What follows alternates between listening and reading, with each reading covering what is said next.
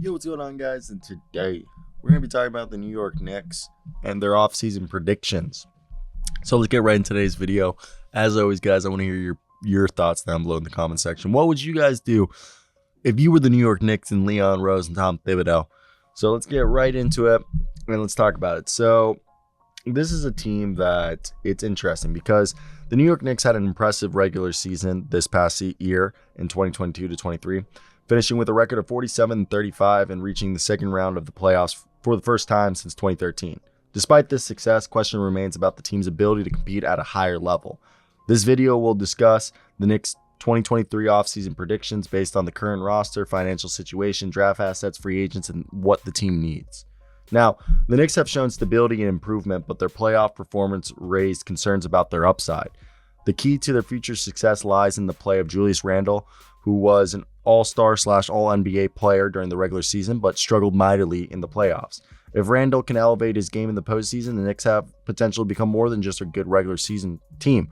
Or the question is do you move on from Julius Randle and use him to acquire a higher caliber player, or do you try to go out and get a third star to pair with Jalen Brunson and Julius Randle? Now, after 4 consecutive years under the salary cap, the Knicks are expected to exceed it this offseason. With $146.8 million in salary commitments, which is $14 million over the salary cap, tough decisions need to be made. One likely cap casualty is Derrick Rose, whose $15.6 million team option will put the Knicks into the luxury tax. The team also has until June 29th to exercise Miles McBride's $1.9 million team option, as well as Jericho Sims' partially guaranteed contract will have an increased salary protection by July 16th. Expect Miles McBride's team option to be picked up, Derrick Rose's to be declined, and Jericho Sims to remain on the roster. Now, acquiring Josh Hart before the trade deadline was a significant move for the Knicks. Hart's impact on both ends of the court, his rebounding ability, and his defensive contributions, as well as his friendship with Jalen Brunson, make him a valuable asset. Since the Knicks acquired Hart via trade, they hold his bird rights, allowing them to exceed the salary cap to re-sign him. It is likely that Hart will decline his $12.9 million player option, enter free agency seeking a long-term deal. The Knicks can offer him a contract starting at $16 to $17 million, which would provide flexibility to remain under the luxury tax threshold after moving on from Derrick Rose. Now, the Knicks face a tough decision on whether to extend Emmanuel Quickley and Obi Toppin or only extend one of them. Quickley is impressed as a starter and as a sixth man. His scoring ability and his defensive contributions make him a candidate for an extension.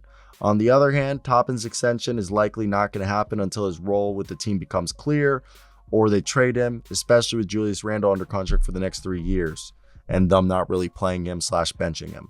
The Knicks bench scoring was a significant weakness during the 22-23 season, ranking 26th in the league. Improving the bench production and adding reliable scorers off the bench should be a priority for the team this year. I mean, guys like Malik Beasley, Grant Williams, Seth Curry, Dennis Schroeder, Dante DiVincenzo, Rui Hachimura. Oh, well, Rui's probably going to stay in LA, but Trey Jones, Seth Curry, Ayo Dosunmu, Kobe White, all right, our old guys, Max Strus, Thomas Bryant, I think Georges Niang, even Jay Crowder, Josh Richardson. I think if you look at other guys, Lonnie Walker and Al Burks. Well, they traded away. I don't think they would go back for Al Burks. Ignore that. Jalen Noel, even maybe a Pat Bev, a Reggie Jackson, Shake Milton, are old guys that they could bring in that I think would help. Watanabe, Dennis Smith, they've given up on that. And I doubt Dennis Smith will come back. But these are Trey Lyles, old guys that they should look at. Now, they possess their own first-round pick for the next 6 seasons and have acquired 4 additional first-round picks through trades, which would be great to use in trades. They also have 3 second-round picks available for trade. Notably, this is a team that they have protected first-round picks from Detroit, Washington, as well as a top 4 protected from Milwaukee in 2024. So it'll be interesting to see how this works out because the New York Knicks 23 offseason will be crucial in shaping the future of this team, especially if they want to win a championship. They have financial constraints and tough decisions to make regarding free agents, players, and extensions. The front office must carefully navigate their options carefully. Improving bench scoring should be the number one priority.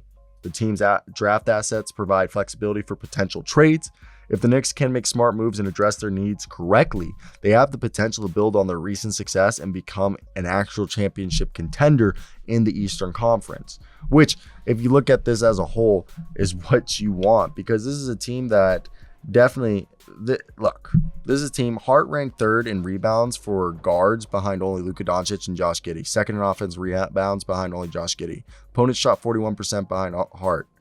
While Hart was defending them. So when I look at this situation, I just think that this is a team that clearly, like, they were 24th in 3-point percentage as well. So that's why I'm saying, like, guys like Trey Lyles, even like a Damian Lee, Jeff Green, are guys that you should be looking at, okay?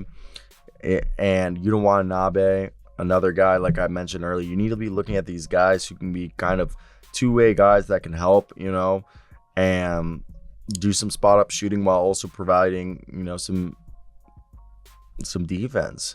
Pat Bev would be perfect. And I really like the idea if you could bring in, Lonnie Walker's an explosive guard if you just want scoring. But if you want like two-way guys, Josh Richardson's a defender on the wing who can defend opposing guards and wings pretty good because he's got the foot speed and length, and is also able to knock down 3-point shots and off the dribble at 36% this past year, averaging like 10 points a night. That's not bad at all. And then Jalen McDaniel is a versatile defender who guards opposing ball handlers and wings. He's a solid scorer, but he's inconsistent outside, shoots 33%, but that's another guy that they could look at. Javon Carter shot 42% from 3. He's a defensive-minded point who gives a lot of effort on both ends, and he occasionally will have a scoring outburst. Georges Niang would be a 3-point shooter. Like, this guy spaces the floor, okay? And that's basically all he does. But Max Strus is another one. And he shot 35% from 3 this year, but he has quick, picturesque release on his 3-point shot. He tries on defense, but he's limited due to his athleticism, but he's still solid on that side of the floor. Kobe White's a guy who wants to be a starter, which could play into his free agency decision, but his deep shooting range, quickness are something you got to like. He's 37% from 3. He just needs to be a bit more consistent. I would assume it was a promising young two-way guard, okay? Matisse Thybulle, you have Josh Hart. So Seth Curry is a guy who's a 3-point shoot, specialist. So these are all guys that I think if you're a Knicks fan, you should be making sure your team's looking at. But that's basically going to be the video for me today, guys. I hope you guys did enjoy. Let me know if there was anything else you guys would have liked to have heard, as I think it's definitely all interesting to see, and it's just how it'll play out, because this is definitely a team that I think is a lot better than people want to give them credit for, and they're just a few pieces here and there away from being scary. So let me know your thoughts down below in the comment section. I'm gonna head out. Bye.